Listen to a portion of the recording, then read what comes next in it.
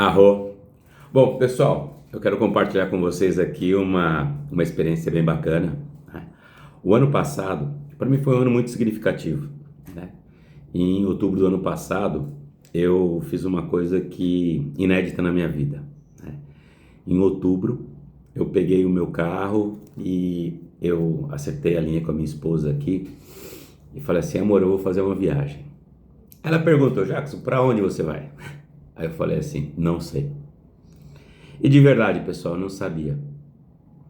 Eu estava num momento de muitos questionamentos, muitas coisas acontecendo, muitas demandas na minha vida, e não sabia exatamente para onde eu queria ir, o que eu queria fazer.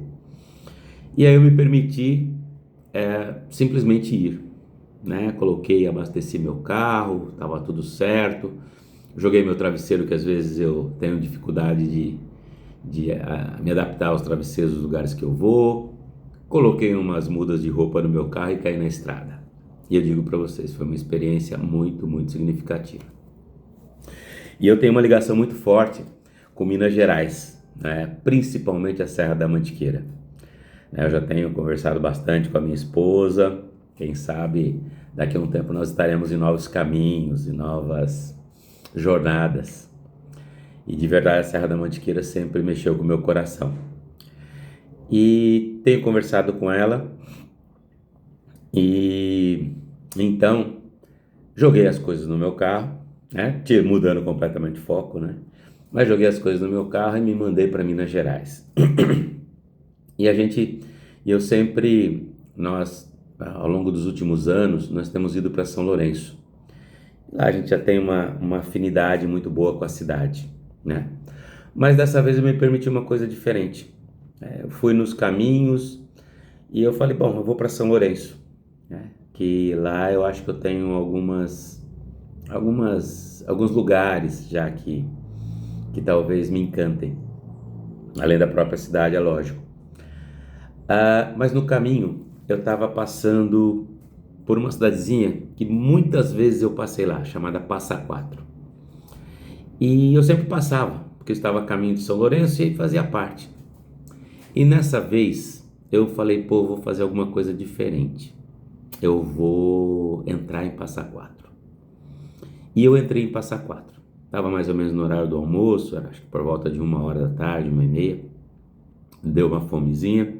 Falei, eu vou entrar em Passa Quatro. Eu entrei em Passa Quatro. A primeira coisa que eu fiz foi procurar um restaurante. Daí o restaurantezinho, já encontrei uma irmã de jornada que trabalhava com danças circulares. Nós conversamos de uma forma leve, muito gostosa, durante acho que mais de 1 hora. Então, além do almoço, trocas extremamente significativas. E aí, ela falou assim, você conhece o nosso museu da Revolução? Eu falei, não, nunca ouvi falar. Ela falou, pô, tem um museu aqui que é simpático, conta um pouco da história do Brasil, de alguns movimentos. E eu fui conhecer, né? Era um terreno próximo à antiga estação, e lá é um museu, e realmente é muito interessante. Então, eram jovens que através de um projeto, de um programa de jovens, aprendiam um pouco da história, faziam uma visita guiada, foi muito significativo. E quando eu terminei de ver, de experienciar o museu, né, porque foi uma experiência, foram trocas, aí a pessoa que estava me guiando falou assim, Jackson, aqui nós temos uma casa que tem, é tipo um sebo, mas é antiquário. Aqui tem um antiquário muito legal. Você já ouviu falar? Pessoal, eu nem tinha ideia. Passa Quatro para mim era uma cidadezinha que eu passava, que era caminho para São Lourenço. E eu falei, não. Ela falou, ali assim, assim, assado, você tem um antiquário que tem coisas bem interessantes. Como eu estava totalmente perdido na vida, eu falei, ok, vamos lá, vamos conhecer o antiquário. E aí eu fui conhecer o antiquário, e no antiquário, pessoal, conversando lá e vendo, realmente é encantador, porque era um pouco de tudo. Então você tinha desde relíquias, você tinha desde livros, tinha CDs, você tinha peças, antiguidades. Então, assim, era uma experiência deliciosa estar lá. Mas o mais legal de tudo foi conhecer esse cara aqui, ó, Paulo José de Almeida Brito, que era o dono do antiquário, um advogado inteligentíssimo, uma pessoa de uma sensibilidade absurda, um poeta, né? E que também já havia sido prefeito da cidade, mas com uma visão bem diferente, né? E ele contou lá que quando ele era prefeito, ele era junto da gestão do Anastasia, lá em Minas Gerais. E ele falava assim, já que o Anastasia sempre me chamava de PP, que é o prefeito poeta. E ele declamava poemas nos encontros, e às vezes eram encontros até políticos, né? Mas ele fazia trazer essa questão da poesia para a política, que de uma forma um pouco surreal, né? Se falar de política com poesia, o que tem a ver? Na minha concepção também tem tudo a ver. Eu acho que se nós trabalhássemos a política como ela realmente é na sua essência, seria pura poesia. Mas aí o Paulo, ele tem esse dom, né? O PP, o prefeito poeta, tem esse dom da poesia, das letras, que eu acho encantador. Mas daí nós fizemos uma coisa muito bacana, nós trocamos livros, né? Eu estava lá com os meus livros Vira Líder Agora, e ele me presenteou com esse livro aqui, pessoal. Esse livro aqui, Histórias que Contam em Minas, Paulo José de Almeida Brito. E aqui hoje, né, eu tento variar um pouco. Eu pego sempre um livro que fala sobre gestão, outro que fala sobre espiritualidade, outro que fala sobre autoconhecimento e outro que às vezes não fala sobre nada que eu estou acostumado a ler. E aí eu comecei a ler esse livro, que olha o tema, Histórias que Contam lá em Minas Gerais. Então, eu quero compartilhar com vocês e também se sentirem no coração de terem essa mesma experiência, de repente pegar um livro que não tenha absolutamente nada a ver com o seu universo. E esse aqui foi um presente muito especial e por isso aqui eu estou compartilhando, que também acho que é uma forma de eu realmente compartilhar as minhas experiências. Tá? E daqui vai para as redes sociais, eu vou compartilhar e enfim, é o meu legado. Imagino daqui a 50 anos, talvez algum dos meus bisnetos, tataranetos, assistindo esse vídeo e falar assim, nossa, meu bisavô era muito estranho.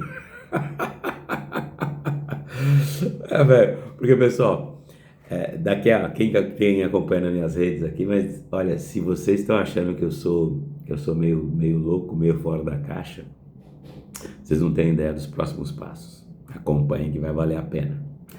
Mas vamos lá, aí vamos voltar aqui a histórias que os mineiros contam.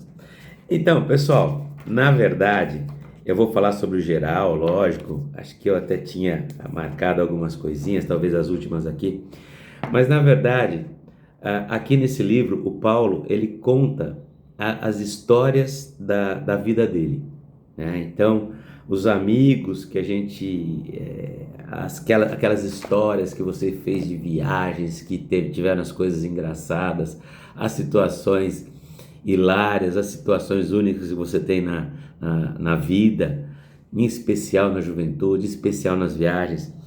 E na verdade é muito rico nesse sentido. E sempre colocando de uma forma muito especial, nesse caso aqui, o amor que ele tem pela cidade de Passa Quatro, né? Que tudo lá, essas raízes que nós temos, as nossas cidades, aonde a gente nasceu, e é muito importante essa coisa das raízes, né? Então, a mesma coisa comigo com relação a Pirassununga, né? A cidade onde eu nasci, onde teve a minha infância, onde eu ainda guardo laços tão especiais, mas hoje aqui também, né? Que eu moro em Guarulhos, e eu falo que já tem cidades que cada uma delas tem um espacinho no meu coração. Naturalmente a primeira cidade é Pirassununga, onde eu nasci. Depois eu fui para São Paulo, que é onde tem o meu coração, que eu amo essa metrópole. Depois eu vim para Guarulhos, que eu caí aqui, e acabei criando raízes profundas na cidade também, que hoje eu moro aqui, minha família mora aqui, né? Minha vida é aqui em Guarulhos e me encanta essa cidade. São Tomé e São Tomé das Letras, que é uma cidadezinha que também é um pedaço já do meu coração, tem São Tomé das Letras. E lógico, cada cidade que a gente vai, fica um pouquinho de nós, e nós trazemos um pouquinho dessa cidade com a gente. Então teria dezenas para falar, mas eu acredito que essas são as mais importantes na minha vida. Mas eu volto, por que falar disso? Da importância das nossas raízes, da importância de nós encontrarmos o encantamento nos detalhes, né? nas experiências, mas o mais importante de tudo, a gente encontrar encantamento nas pessoas. Não é fácil, às vezes a gente tem desafios, às vezes a gente tem decepções, a gente tem desilusões, mas se não tiver pessoas dentro desse rolê, simplesmente não faz sentido. Então, mais tudo isso para contar um pouquinho, mas para contextualizar, pessoal, a importância assim foi, e aqui eu compartilho com o Paulo, pessoal, foi delicioso, porque aqui são aquelas histórias e o Paulo, ele tem um traço que ele é cru na forma com que ele expressa as histórias, que ele conta as histórias. Então não teve muito dedos com detalhes assim de não contar a verdade que aconteceu. Então deixa eu pegar uma aqui, talvez para vocês entenderem. Nada para fazer. Ei, nada para fazer. Essa foi a pergunta que ecoou em Passa Quatro numa noite calma e fria lá pelos idos de 1996. Estavam os três, Barbosa, Juquim e Motinha, sentados na soleira da porta da farmácia do Sr. José, conversando sobre a vida, sobre futebol, meninas, estrelas e política. Quando ao longe avistaram um veículo Voyage cinza meio surrado, galgando os paralelepípedos da rua Tenente Viotti. Não era outro senão o bom e velho 1015, placa do folclórico carro já mencionado, dirigido pelo não menos bom e velho piloto Gígio, o pequeno. Em várias partes ele conta desse Gígio aqui, parece que já é amigo da gente, que apontava seus faróis perto da esquina da tiazia e vinha na direção dos três solitários amigos. Eis que o Gígio pequeno desacelera a máquina 1015, desliga o motor, acende de novo um Marlboro, traga, espera a fumaça esvair, olha sorrateiramente em direção de Motinha, Barbosa e Juquim. Com um ar de superioridade e com uma leve ponta de satisfação, exclama: Hein, nada para fazer? Os três amigos, cientes da intenção sarcástica de Gígio dentro da sua modesta situação de solitário em noite fria, se entreolharam e responderam como simples: nada para fazer. Nisso Gígio infla o peito, gira a chave do contato 1015, engasga, grunha, té, e nada. Mais uma girada e o motor faz outro sonoro, té. Gígio olha para o lado, solta uma risada trêmula e sem graça, joga a bituca de cigarro fora e com mais força gira novamente o 1015. Nada. Desespero. Nesse meio tempo, os três solitários amigos não se viam mais solitários. Eles estavam agora acompanhados de uma felicidade extrema, já que quase deitado no chão, de tanto rir, sendo que rios de lágrimas saíam dos olhos embasbacados com aquela esdrúxula e engraçadíssima situação. Em meio a milhares de decibéis de gargalhada, Gígio executa a mesma façanha por 3 vezes mais e o carro nada. Só se ouvia a melodia do té. Diante da óbvia e sensacional traição do 1015 e do barulho ensurdecedor das risadas que vinham da porta da farmácia do Sr. José, Gígio não teve outra alternativa senão pedir ajuda aos três amigos que se engalfinharam de tanto rir. A resposta às seguidas súplicas de Gígio não é preciso contar. Um evidente esperado não, com a voz até pastosa, devido às contrações ocasionadas pelas incessantes e convulsivas risadas. Por outra via, Gígio, ao notar outras pessoas passando do outro lado da rua, não teve dúvidas. Gritou e pediu ajuda, sendo que prontamente foi atendido. 3 jovens candidatos escoteiros, ou as salvadores da pátria se apiedaram do pequeno piloto e resolveram empurrar o veículo. Mal sabiam o que esperavam. Então, quando suas veias já estavam quase saltando, tremenda era a força que estavam fazendo para tentar ajudar o 1015, inutilmente a pegar, eis que os três solitários e sorridentes amigos resolveram também dar uma mãozinha. E assim foi. Enquanto os três rapazes empurravam o carro para a frente, Juquim, Motinha e Barbosa empurravam-nos para trás.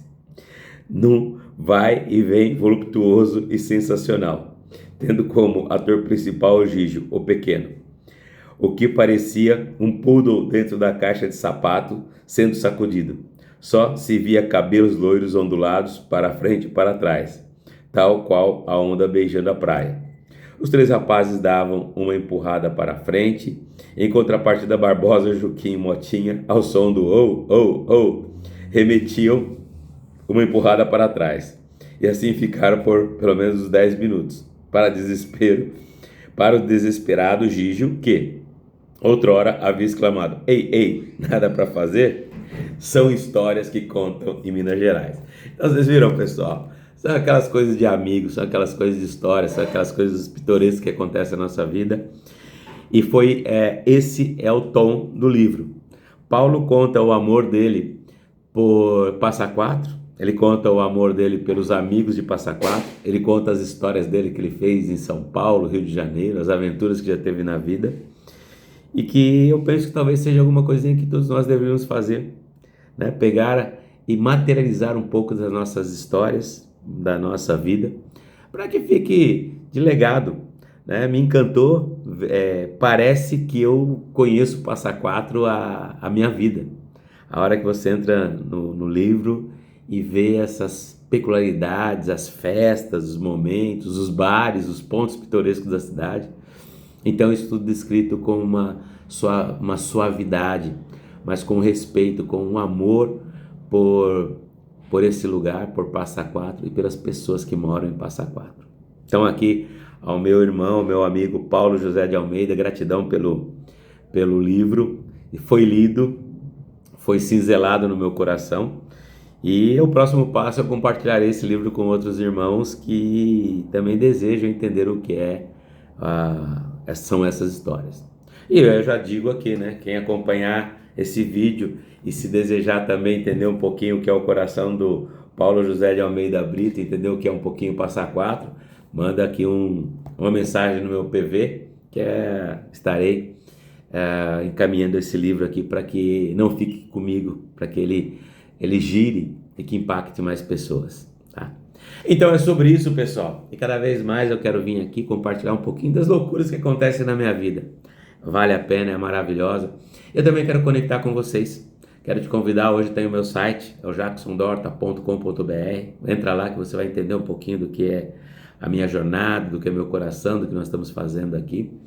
Muitas coisas, muitas bandeiras, mas de tudo agradecer a espiritualidade maior pelo privilégio de estar vivo nesse tempo, e também agradecer muito pelo privilégio de eu poder me conectar com pessoas que ajudam a dar encantamento para esse mundo que nós estamos. Grande honra estar aqui, né? Me acompanhe nas minhas redes, a gente se encontra no nosso próximo vídeo. Gratidão.